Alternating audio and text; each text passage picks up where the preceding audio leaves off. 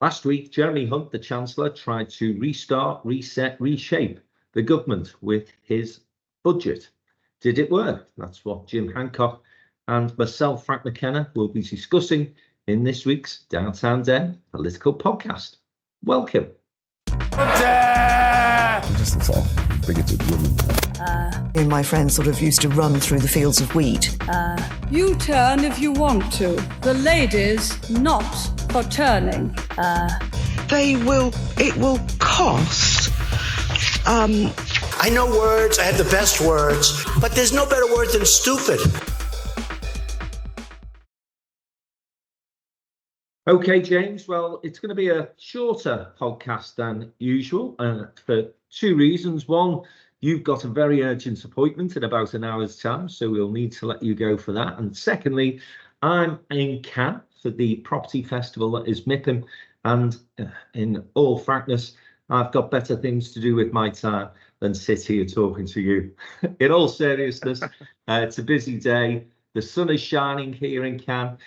So we're looking forward to a few days here where we'll be discussing all things property, of course, and we've got a big event that Downtown and Business is hosting right in the middle of the festival on Tuesday. James, the budget statement, we'll be talking about that, and then the second part of the programme, if it's okay with you, we'll be talking about Joe Biden's State of the Union address, because obviously the presidential race now is hotting up, and we do know that barring a catastrophe in terms of either man's health or Donald Trump being locked up, then it will be Trump versus Biden in that presidential race. But let's start with the budget.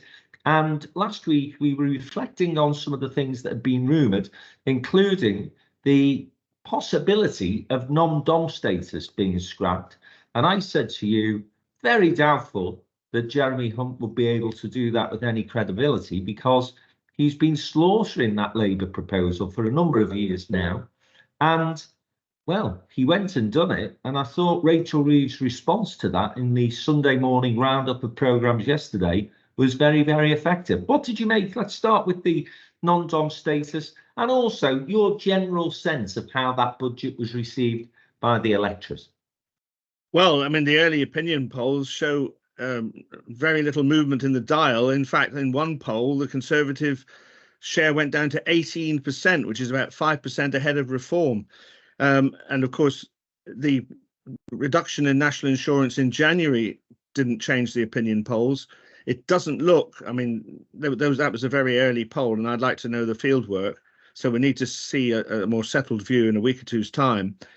But, you know, on the general political level, one's beginning to reach the conclusion that there's virtually nothing that the Chancellor can do, that the public at large are not listening, that they've made their minds up. I'm reluctant to come to that conclusion, because I think an awful lot of people don't focus on a general election until it's actually called. You know, we're talking about not people like you and I who sort of live politics every day, but a lot of people don't engage. So let's not overdo this. But I had a sense that whatever he was doing, and we will examine that because it's quite important. There's some quite important measures in there. But in terms of changing the politics, I don't think it worked very well. And then on the Labour side, of course, I wrote my blog on Thursday, being a bit provocative, saying, Rachel, do you still want this job? Because he has, this is the new phrase. It's not mine. I think it's Keir Starmer's, but I received some praise from it from one or two friends who read my blog. You know, that the Chancellor was salting the earth, i.e., poisoning the inheritance for his successors.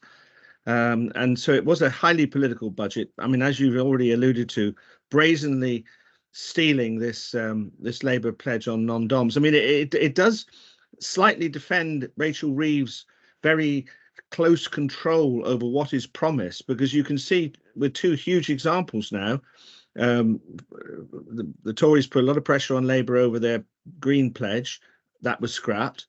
They've snatched their non-doms policy. So you can see from the Labour point of view that it's worrying. But on the other hand, I know you said you didn't think he would do it last week, and I think you said that with reason, because it's brazen politics, isn't it? I mean, you know, he was immediately asked, well, why didn't you do this 20 years ago? I mean, the shadow chief secretary to the Treasury, a very able man, Darren Jones, said, we take it as a compliment. We've had it in our programme. It's part of our plan. You say we have no plan, but it's part of our plan that you've taken. I mean, just in the detail of it, Frank, I think it's not an immediate abolition. I think non-doms have got 4 years to sort of patriate their assets here and not pay the tax, and then it'll come in. We'll see what happens with entrepreneurs. I mean, I don't know what you think about it. This is always the big, what some people on the left say is the big bluff by entrepreneurs saying, oh, we're off to Switzerland or whatever. That the lure of this country, and I put it down very often to living in England, you know, despite certain things which we won't be going into today, it's still a pleasant place to live. That's a big pull on a lot of business people staying here in our time zone in the middle between America and the Far East. You know, it does keep people here. So I'm not sure there'll be a great flight of entrepreneurs as a result of this. But, you know, the Chancellor thinks he was being very clever. The electorate will judge.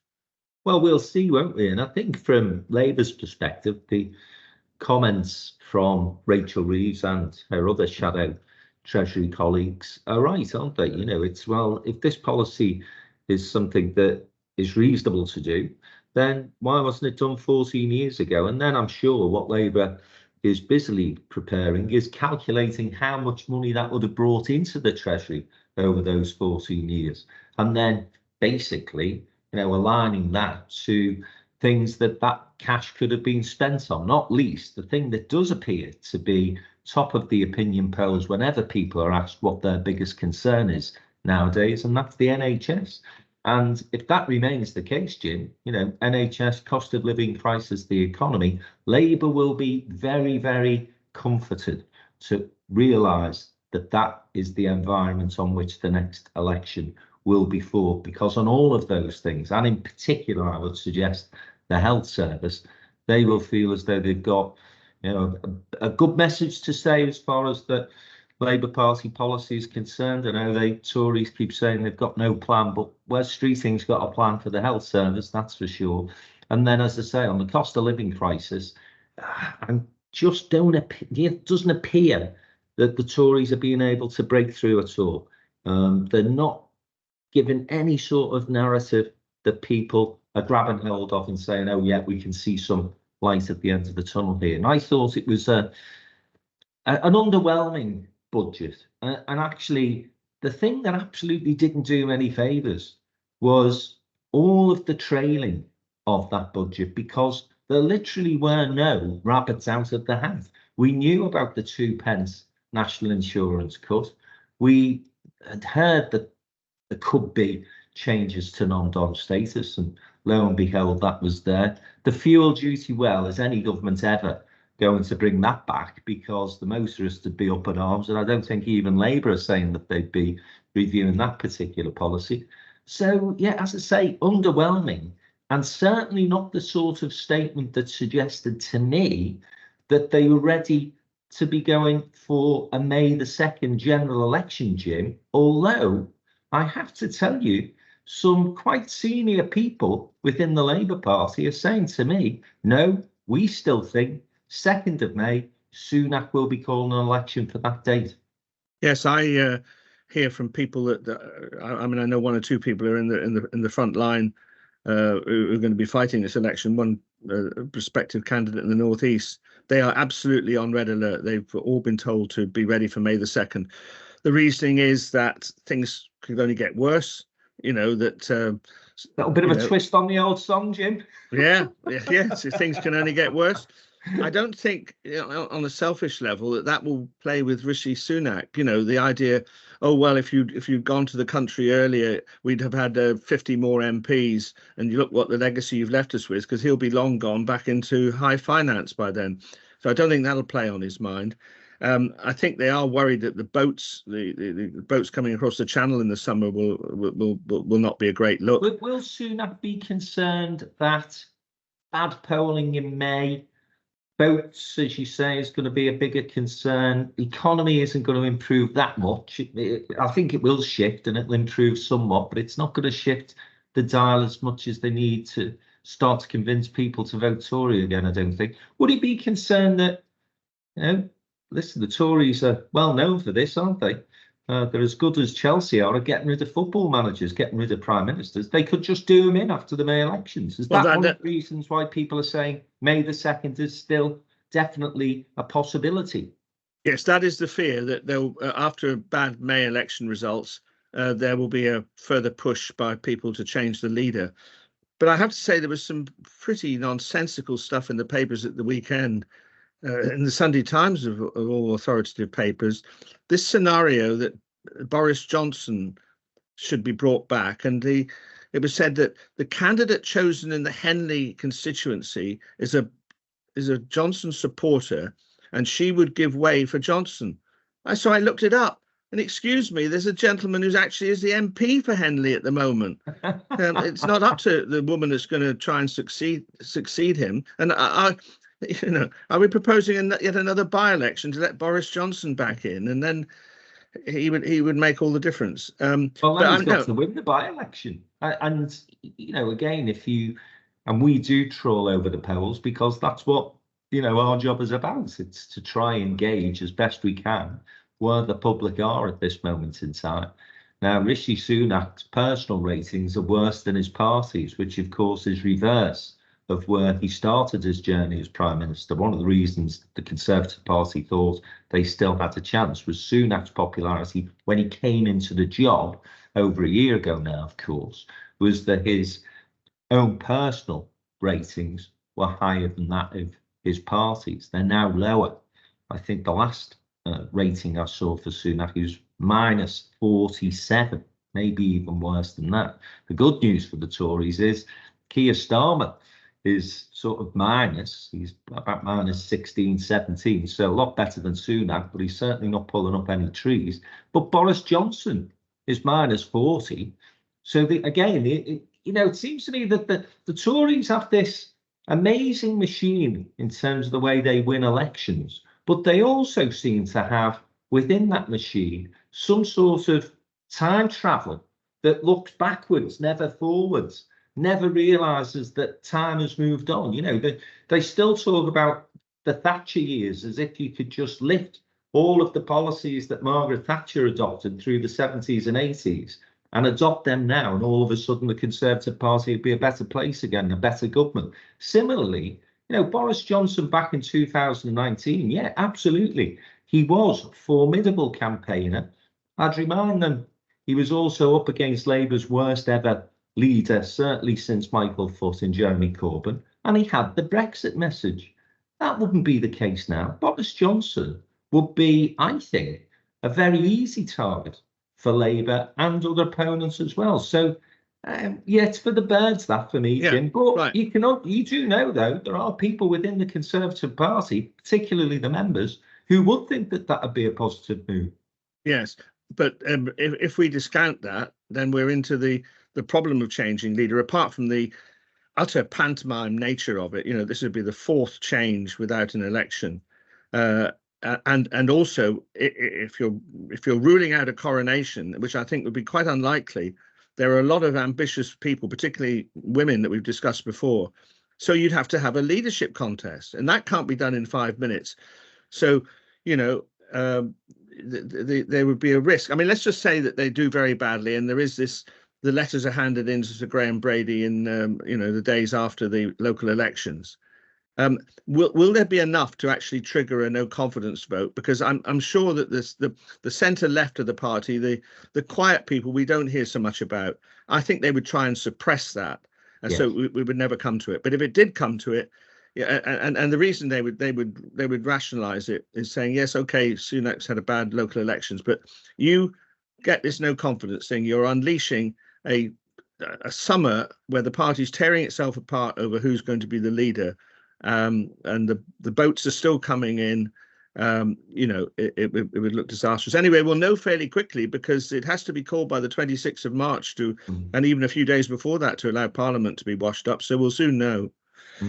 But I think the very fact that speculation continues to surround that May the 2nd poll, and largely because people think Sunak's position is untenable or getting to become untenable, tells you that the budget did not do the trick. It did not provide them with that leap with that reset, with that renewal that they were hoping would come about as a result of Jeremy Hunt's budget. And the fundamental thing here is around tax. Now, Jeremy Hunt has done the national insurance cuts and helped the people in the middle earners. Ignored the pensioners. I have to speak for them, but then we were declared an interest, James. We're about to get 8% on the pension anyway, so I can see why he hasn't helped the pensioners this time. But the fact of the matter is this: the income tax allowances. We've got to keep emphasising this. A million more people are taken into higher tax bands, 800,000 more taken into paying income tax in the first place. This is what's going on underneath. And whilst it is a sort of, fiscal drag, as it's called, is a bit of a stealth tax, but people have, when they look in their wallets, they haven't got the money. And so this idea that tax is down, the chance of saying tax is down when this remorseless freeze on income tax allowances is continuing, that's, I think, at the heart of it. People aren't that daft, are they? But can I just turn to another aspect of the budget, if I may? And it does link to people's personal finances as well, actually, because like everyone else, it seems, in the country, I'm going to get another hike in my council tax because Liverpool City Council is skint and is therefore taking the government's advice, I have to say, and put in a 5% preset increase on its council tax. Birmingham, 21% because of the hole that the city council there finds itself in, and not many local authorities who won't be putting council tax up this year. So people will feel that immediately in the pocket. So that, I think, cancels out much of the national insurance reduction that he's announced. But on a more serious note, Jim, forget the personal impact that this has on people's finances and it being relatively neutral, if not, as you say, because of those sort of that fiscal drag, probably feeling worse off. Local councils, local governments in a right mess. And if he goes ahead with what, again, some people are suspecting and predicting, which is a further budget in the autumn and a reduction in income tax, the only place that he's coming for to get that cash to enable him to undertake that sort of cut would be local government. Local government is on its knees. And surely, at some point, people are going to wake up to the fact that if you don't have good infrastructure, good local government, good care for your vulnerable people, then our society, you said earlier, England is still quite a green and pleasant land to live. Well, I would put it to you that further reductions in local government resources, it may be not the case in many places where people do need to reside. Yes, well, but before any autumn statements, the 1%, the pledge on 1% increase in public expenditure means when you look at what's protected in the budget, which is the National Health Service and education, there has to be built into that a 3% cut in unprotected departments, and that includes the courts, the prisons, and local government. And we already know that on the projected figures towards the middle of the decade, that there has to be already a 3% cut. I mean, Rachel Reeves was pressed hard yesterday on this, and she slightly dodged the question, because the question was, are you going to admit that an incoming government are going to have to stick with those cuts? And you now quite rightly project for us that there might be another hit in a last ditch. I mean, this would be, I guess, early September. About the autumn statement we brought forward, and it would just be, I mean, this budget was pretty political and opportunistic. I mean, if you're, that'd be even worse. But I think, Jim, again, you go back to Sunak's pledges, and he's failed on every single one of them so far. I think I'm right in saying. I think he'll hit the inflation one, but again, Labour would argue it's not much to do with the government that anyway. However, a bit unfair, because of course when inflation went up, then it was all the government's fault. So you can't really have it both ways, in my opinion, on that one. But Sunak did say, I think it was when he was chancellor, that he would make sure that before the next election in this parliament there would be an income tax cut. So if he fails to do that as well, then again he's leaving himself well, he's leaving the Labour Party with lots of sticks with which to beat him. Well, does Labour want to campaign on an income tax cut? I'm not No, sure. but it's about honesty. It's about how can you believe anything this man says. He's given you maybe he stood on the steps of Downing Street when he was, going to say appointed by his Conservative colleagues to the job of Prime Minister, made 5 pledges, 4 of which I think he's likely to fail on.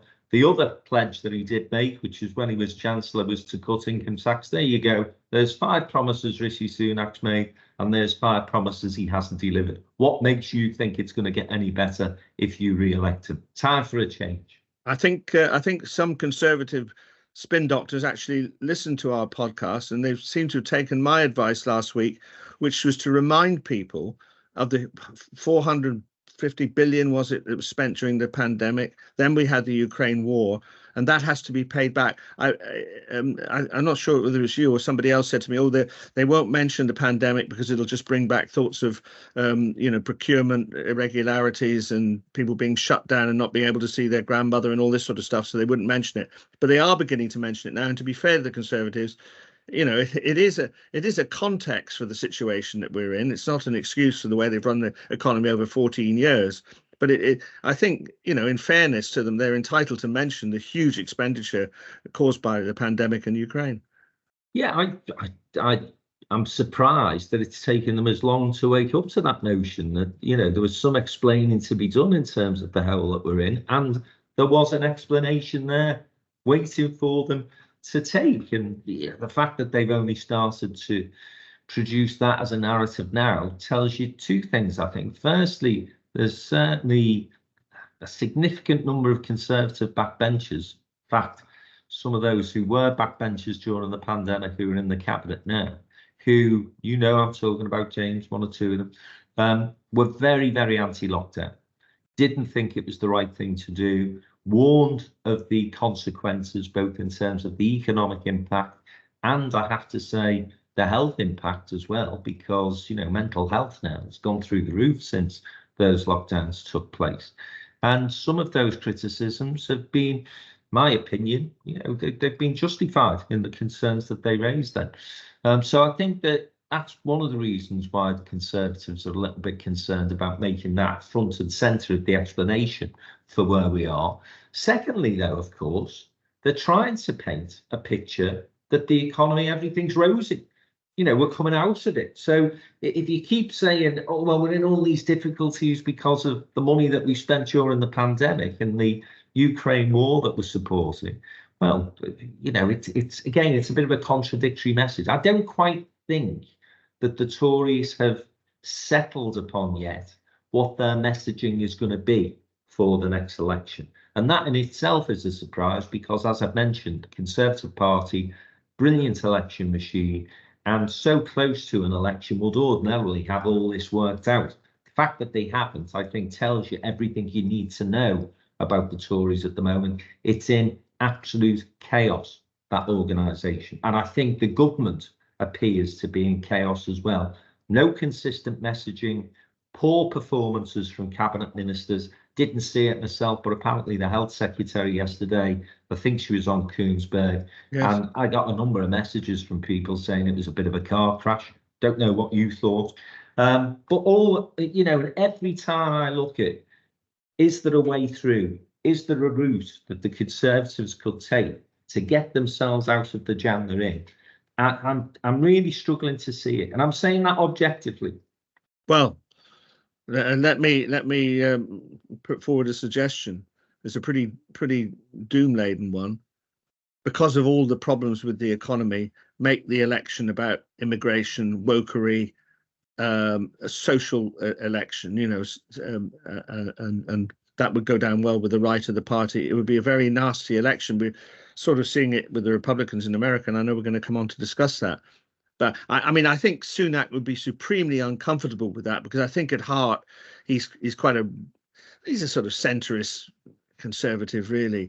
And for him to preside over a campaign that tried to, the country's already straining very much with the Gaza question is straining social relations very badly, and to have an election that sort of fought on immigration and difference and that sort of thing.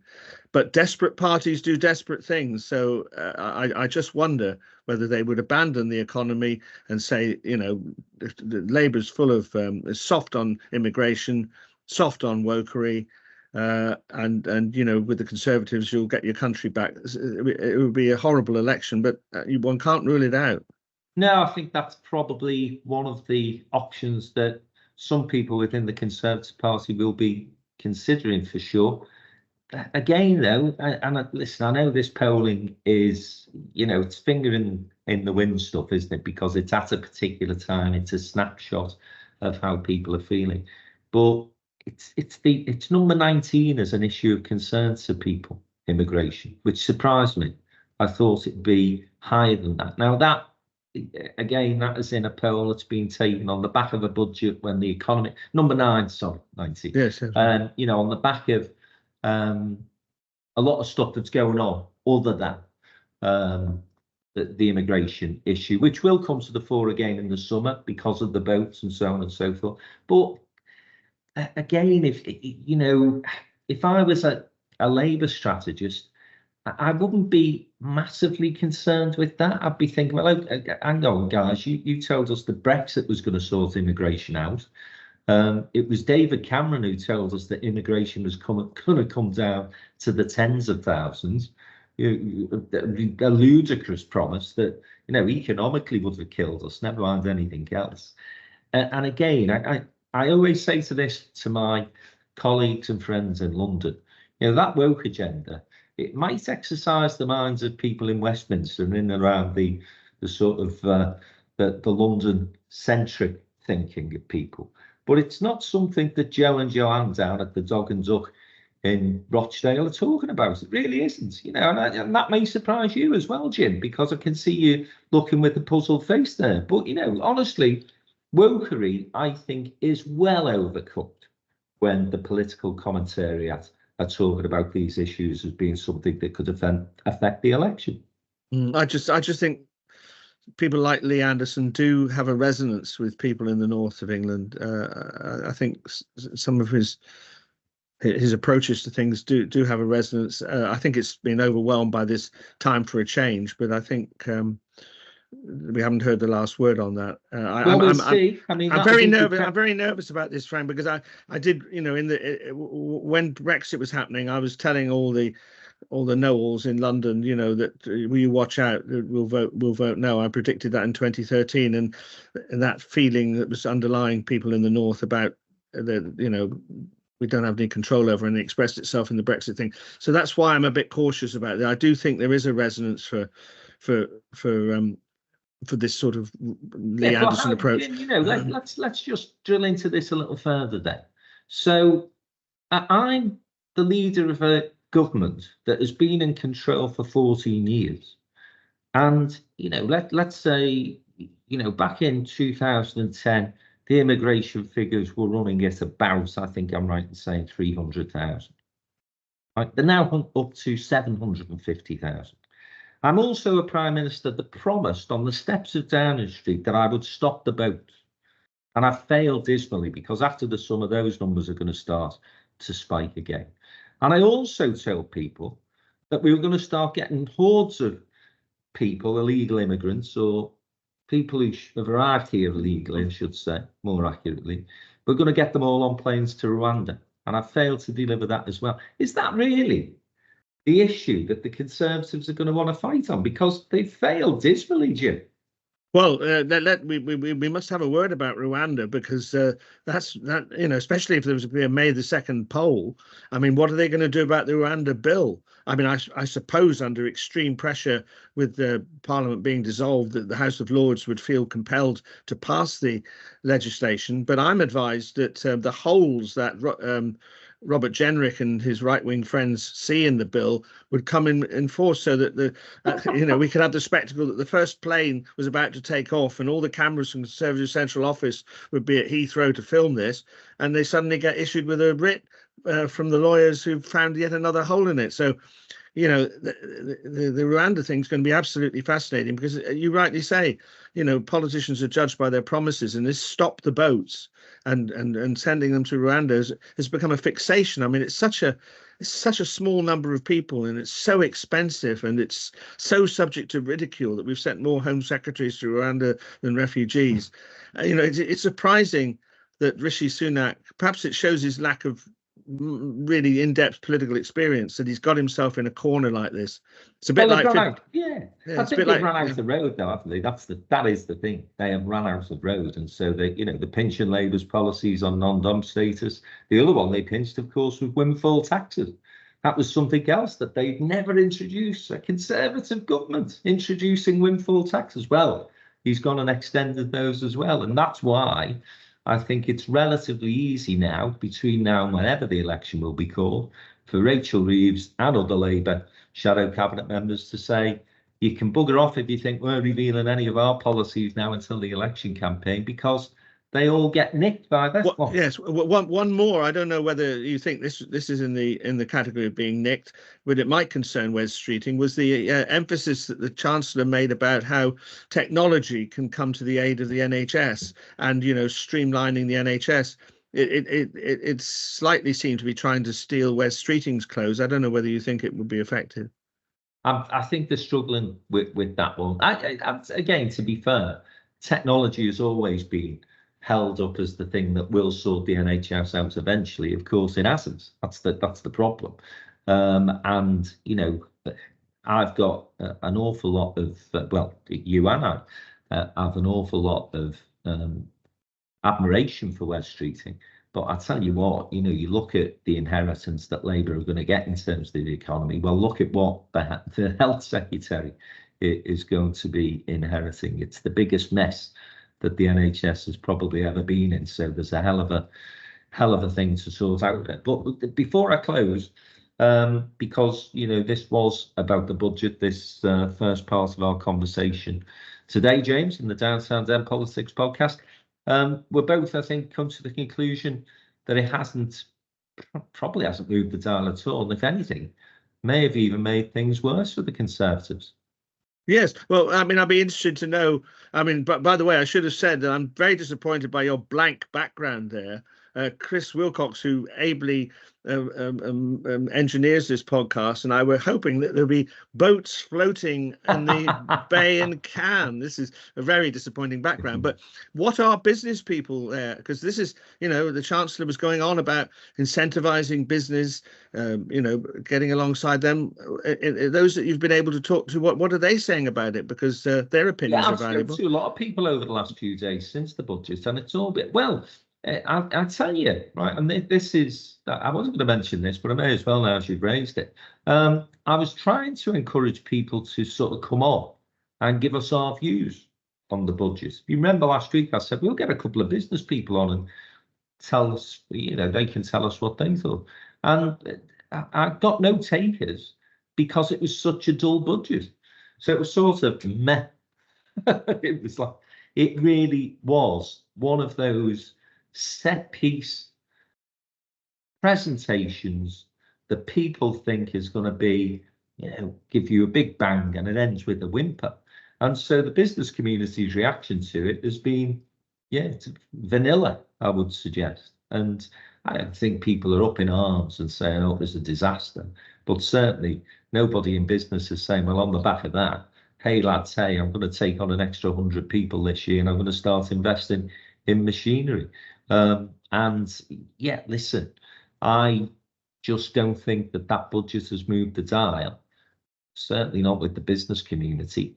And I think overall, as I say, I think it's probably done them down, because I thought an interesting point that you made, you know, people aren't that daft, are they? And so the non-dom thing, I think that will turn people off, actually, because of the reasons you outlined earlier. But why haven't they done this years ago? And why have they said, when Labour were proposing this, why were they saying it was going to be such a bad policy? we're seeing the migration of business interest towards what Labour are proposing. Rachel Reeves yesterday announced, I think it's a think tank with former Governor of the Bank of England and various business people on it. So you can see that what I call the 1996-97 move, that businesses probably they don't want to come on and talk on our podcast because they've already moved on. I mean, business is always, as you know, you're a businessman yourself. They're always planning for the future. And, they need to get to know what Labour are actually going to do. So almost what the Chancellor is saying is not relevant. Yeah, well, I'm sorry, Mr. Hunt, but we Jim nor I particularly impressed with your offering last week. And it doesn't appear that, according to the polls at least, the people who you're really interested in persuading, they haven't been particularly impressed either. But we will see, and we will see, as Jim said, within the next couple of weeks, whether that general election, much awaited, will be called for the 2nd of May, because what was the date again, James, when he has to 26th of March, I think, is the constitutional date. And then with Parliament having to clear up legislation, it's probably around the 20th of March, I would have thought. Okay, so not long to wait, not long to wait. Anyway, if we think politics is interesting in this country, and interesting and a little bit depressing at times, let's be honest, then we only have to look over the pond to get at least some consolation, because in America, Super Tuesday happened last week, and the inevitable happened, I suppose, the thing that people have been predicting for a long time, which is the two nominees for the major parties there, the Democrats and the Republicans, are going to be the sitting president, that's Joe Biden, and lo and behold, his predecessor, Donald Trump. We'll be discussing that particular contest after this short break. We'll be back in a moment.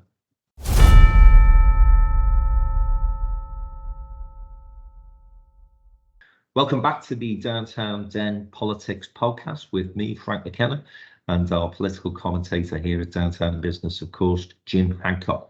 And we're going to just take a step back from British politics for 10, 15 minutes and reflect on what's been going on in the United States, where we learned this week, not surprisingly, that the rerun for the presidential election for 2024 will be the sort of revival of the 2020 campaign, when we saw Joe Biden run up against the then President Donald Trump. Jim, no surprises, but still a bit depressing. Well, it is, and I'm not the only one who's depressed. Apparently 70% of the American people do not want a replay of the 2020 election. And so they're watching almost helplessly, according to the commentators. The two parties offer them that choice. And, the age of the two candidates is also an issue. I mean, the age is an issue for Trump as well, but much more for Biden. Now, Biden's response to this was to come out with a pretty feisty State of the Union speech on Thursday. My God, he must have been rehearsing it, and he must have been rehearsed. There must have been a lot of nervous spin doctors just off the podium. Well, it was in the Congress, of course, but just off in the corridors, praying that he didn't cock up. But he did his best, and it was a relatively gaffe-free performance. But the fact that we're on the edge of our seats whenever he speaks, it does show the problem with Biden. But yeah, go on. Yeah, well, let me just explain to listeners who perhaps don't follow American politics as closely as you and I. And it was the State of the Union address. And in the past, the State of the Union address is a very bipartisan presentation from the president. It's the time of the year that the president goes into Congress and supposedly brings the country together, brings politicians together. And it was a little bit ironic, I thought, that afterwards Republicans were complaining that Biden had divided the House, that he'd gone totally against the grain of what that State of the Union address usually does. But of course, Donald Trump never ever played the game as far as that was concerned, though I think it was fair enough for Joe Biden to take the gloves off. And he went for them, and he went for the Republicans. And actually, what Joe Biden's friends are saying to the American press and others is that this is the real Joe Biden. And actually, they've won the argument of saying, let Joe be Joe. where he's uncomfortable and often makes these gaffes that we've become so aware of in recent months is when he's scripted.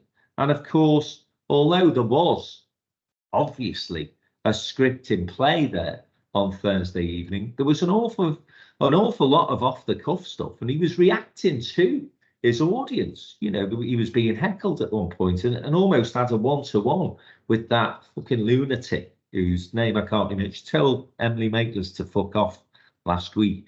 What's her name, Jim? Do you know? Something Green.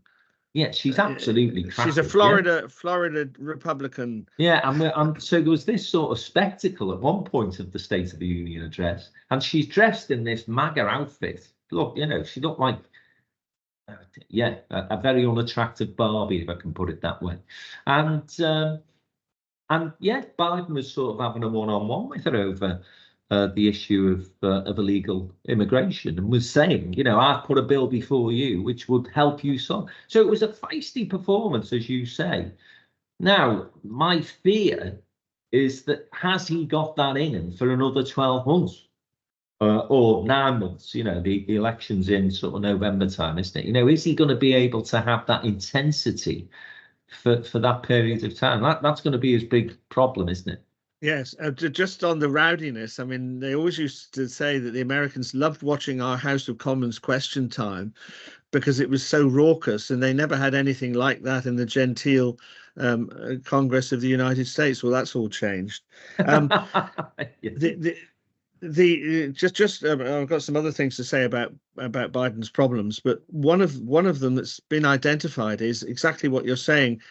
I mean, has he got the stamina for the traditional American campaigning, where it's getting out across this vast country and actually meeting people, and there's a feeling that he wants to do an awful lot of it from the Oval Office and from the garden of the White House, and he won't be able to go out and about, and he'll try and make a virtue of it, saying I'm running the country while Biden's going around spreading chaos.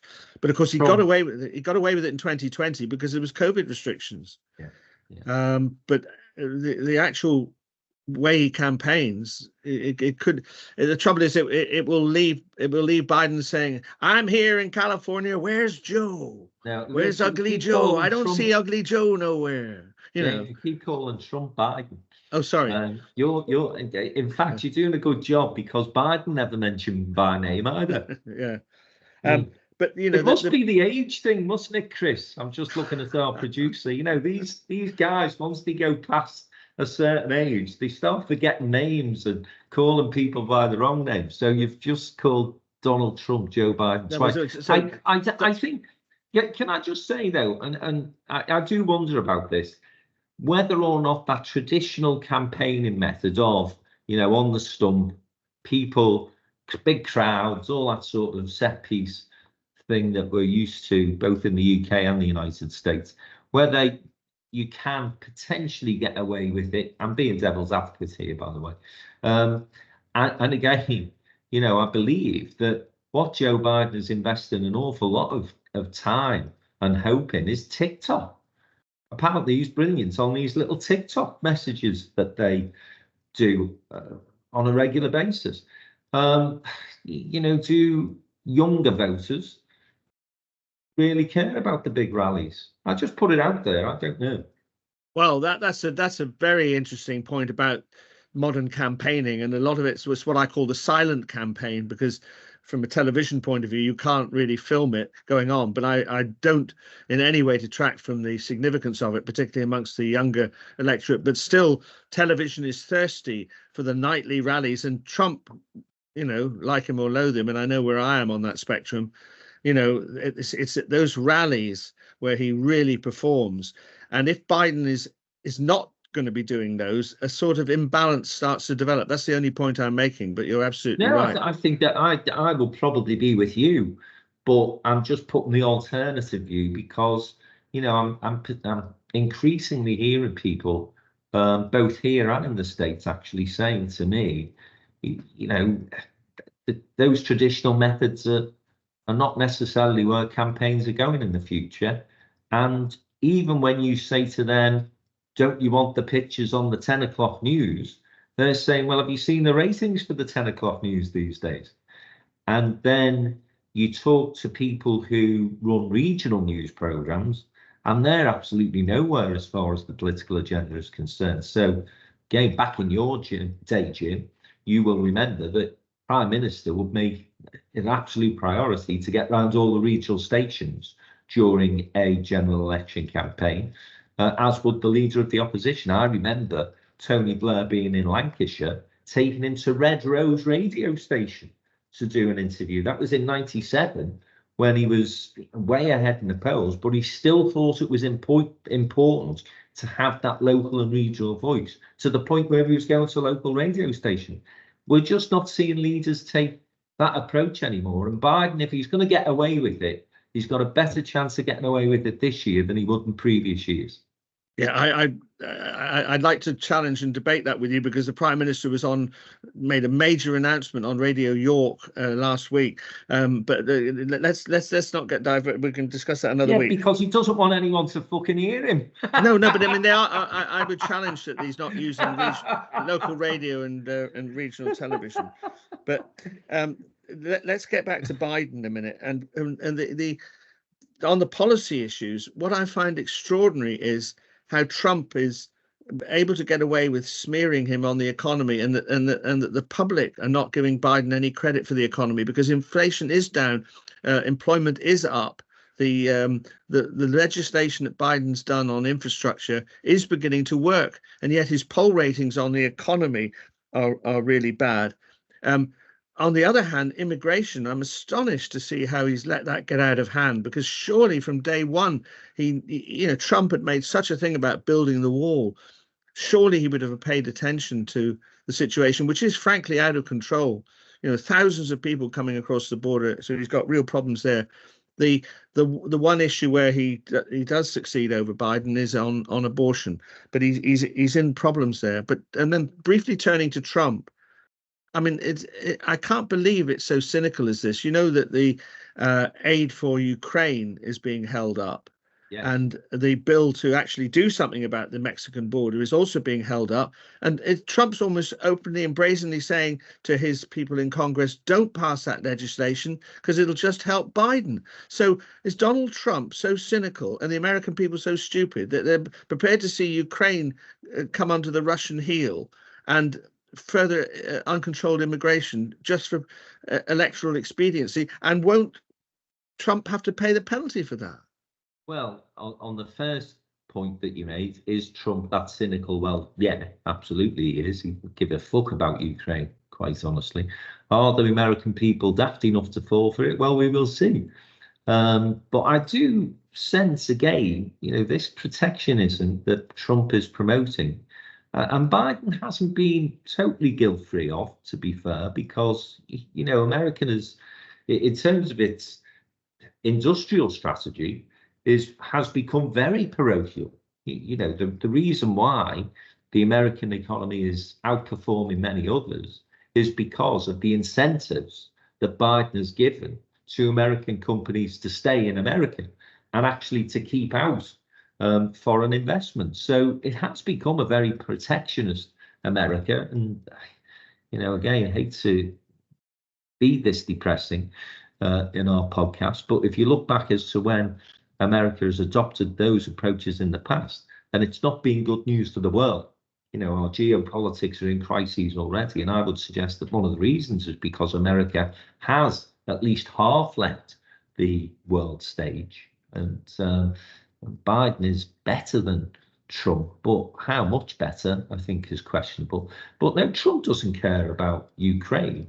And increasingly, again, if you look at the polls, then there's an awful lot of Americans who say, why should we be getting ourselves embroiled in foreign wars? They don't see America's role as the policeman of the world anymore. And they see, their own challenges as being far more of a priority than protecting Europe. And it's a big danger for us. And again, you said we're talking about American politics, but inevitably that leads us into geopolitics and right back here at the UK. Very interesting that our generals are now jumping up and down and intervening in a very unusual way, saying we need to start to increase defence spending by about 3% because we could be under real pressure and real threat here. If the Americans do take the ball home, then Western Europe really does need to start to step up as far as its own defences are concerned. And I think, Jim, Donald Trump is serious when he says, I ain't going to get involved in any of that stuff. You seem to be suggesting that our post-Brexit trade deal with the United States might be more difficult to negotiate than we were led to believe during the referendum campaign. It was never going to happen. And by the way, that was never going to happen, whoever the president was. Obama told us we were about 99th in the queue. Trump isn't interested in doing trade deals with anyone, certainly not the Brits. And Biden, well, I think his visit to the UK told you everything you needed to know where his priorities lay. And that, of course, was with Ireland. But it's not in the president's gift to do trade deals. Again, if you know anything about the American system, you understand that it's the senators and other politicians and lobbyists around them who are the important players as far as trade deals are concerned. And who's the most influential lobbyists in and around those people? As far as the UK is, it's Ireland. It's absolutely Ireland. Ireland is always going to trump, sorry to use the phrase in a different way, the UK when it comes to trade. Let's just turning back to the defence issue. I mean, and the budget, of course, had nothing to please the generals from the chancellor on defence expenditure. But let's just paint a sort of really apocalyptic scenario here. Are you suggesting that American isolationism extends to the possibility that after flattening Ukraine and that the Russians start to put pressure on NATO and NATO doesn't actually fulfill its promise and attack on one and attack on all, and in one way or another Western Europe just disintegrates and becomes a part of Europe that's effectively under the Russian control, that the United States can sit there as an island in a world dominated by Russia and China? That's not either in the interest of the United States, nor would they be unaffected by such a thing, because with that sort of world domination by China and Russia and Iran possibly, they're going to be the last man standing, and they're going to have to do trading with it with the balance tilted so heavily in favor of authoritarian states that the United States itself would be severely affected. Therefore, the United States does have an interest in defending Western Europe. And they got involved so quickly when Adolf Hitler was doing something similar to what Vladimir Putin is planning, didn't they, Jim, back in the 40s? No, but they didn't, did they? That's the point I'm making. Yeah. Is when America decides it's going to be isolationist, it then has a really negative impact on geopolitics. And whereas you had a leadership in the States back in the 40s, who you could see had at least a semblance of pragmatism and understood these wider issues, if Donald Trump is re-elected as president, do we have any confidence that whatever Putin does is going to bring Trump back to the NATO table? I have to say to you, I haven't got any confidence in that. And I think that if you were looking at it from Putin's perspective, he would be looking at our performance over the Ukraine war and thinking, Europe ain't really up for this fight. Right? They'll go so far, but really they haven't got the guts that we Russians have got. Now, am I suggesting that Vladimir Putin is going to be wanting to take control of the UK and invade the United Kingdom? No, I'm not. Do I think that Vladimir Putin thinks he and Russia have a case for taking back what we used to call the Eastern Bloc? Absolutely he does.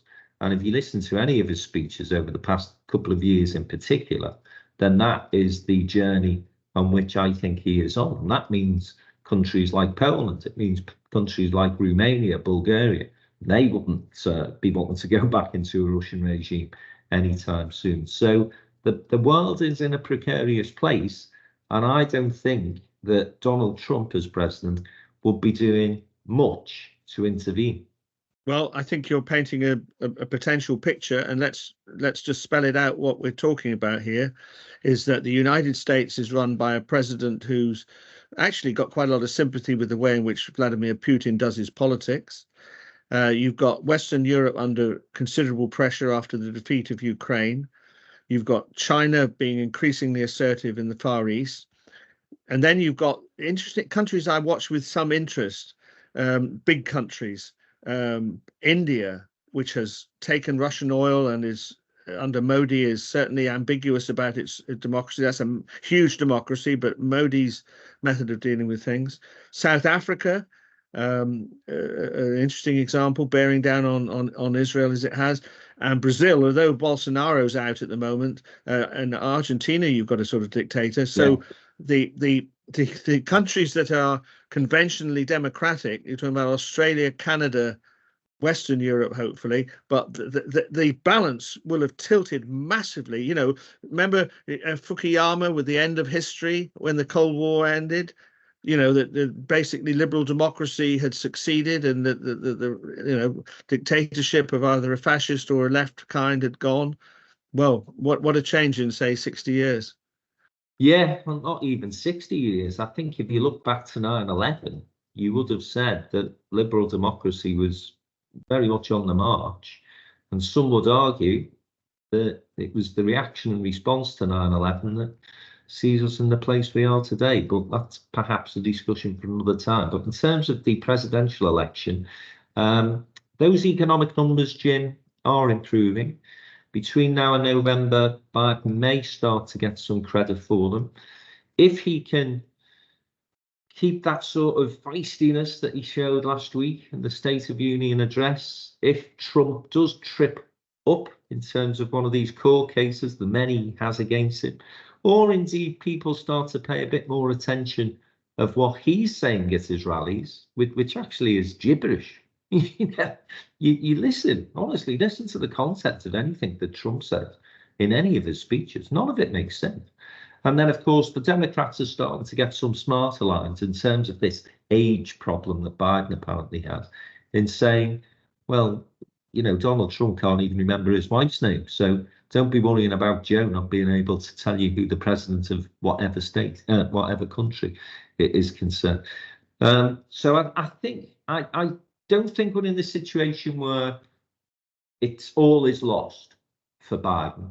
But I do still think that if I was a betting man at this moment in time, I don't know if you'll agree with me, but I think I'd have to put my money, sadly, on Donald Trump. Yes, I have to agree with you. I think I think it's. I mean, well, what will turn it is whether Biden gets the credit for what he's actually done, rather than what people perceive him to have done. Yeah.